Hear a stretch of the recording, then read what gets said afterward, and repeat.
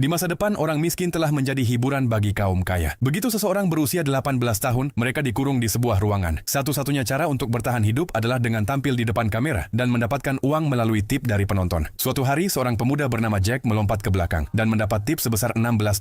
Ia sudah lapar selama 7 hari, jadi ia langsung berusaha membeli makanan. Namun, uang itu tak cukup untuk membeli makanan layak. Ia hanya mampu membeli makanan anjing. Saat itulah ia mendapat ide. Ia mulai bertingkah seperti anjing dan makan seperti anjing juga. Karena perilakunya yang aneh ini, ia mendapat tip sebesar $30.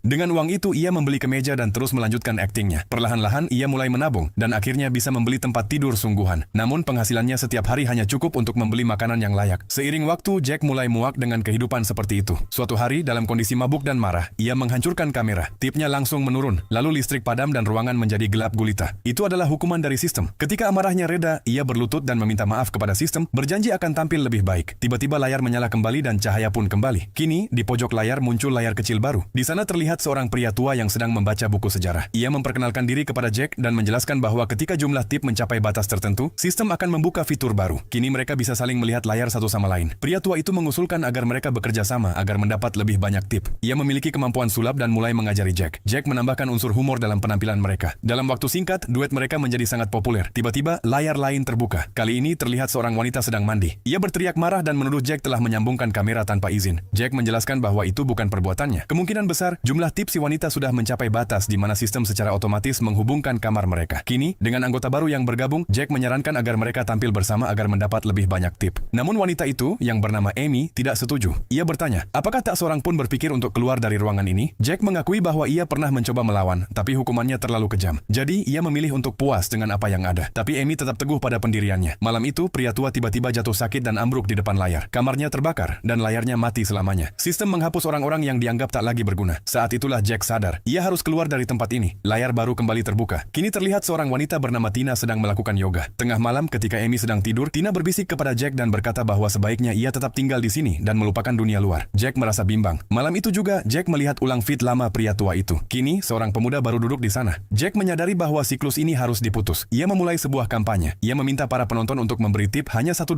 agar ia bisa tahu berapa banyak orang yang juga terjebak dalam sistem ini. Yang mengejutkan, saldonya mencapai $1 miliar.